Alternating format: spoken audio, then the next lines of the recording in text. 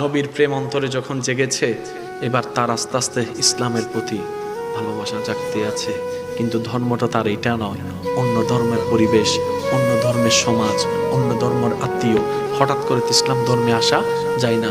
করবে তো করবে কি, করবে তো করবে কি। একদিকে দুনিয়া, আরেকদিকে প্রেম। একদিকে দুনিয়া, আরেকদিকে প্রেম। একদিকে অবাস্তবতা, আরেকদিকে পরকালের বাস্তবতা। জ্ঞানী মানুষ তো জ্ঞানীর মতো করে রিয়েকশন করে, এটাই তো স্বাভাবিক। এবার পড়তে পড়তে পড়তে পড়তে পড়তে পড়তে পড়তে পড়তে অজর ধরায় চোখ থেকে পানি পড়ছে। করবো তো করবো কি, আমি তো দুনিয়া, আমার পরিবার তো আছে, আমার সংসার তো আছে। আমি যদি ইসলামে চলে যাই, আমার পরিবার তো সমাজের কাছে অপমানিত হয়ে যাবে। এই চিন্তায় যখন তিনি সিদ্ধান্ত কি নিবে জানছে না, বুঝছে না। ঘুমায় যখন গিয়েছেন, তকদির খুলে গিয়েছে। নবী রাহমাতুল লিল আলামিন স্বপ্নের মধ্যে তশরিফ এনেছে।